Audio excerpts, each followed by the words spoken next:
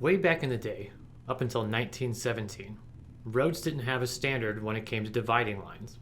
It was just understood that you could hug the right side of the road and everything would be all good.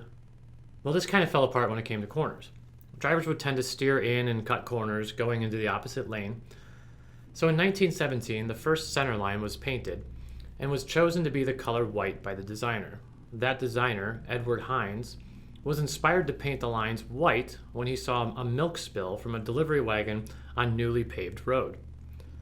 White lines were later adopted by all states in 1955, all except for Oregon, who preferred yellow.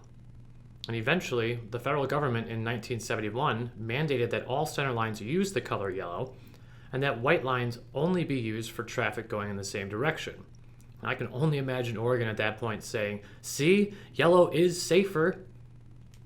But I just thought this was interesting. 54 years of road line innovation and regulation, all inspired by some spilled milk.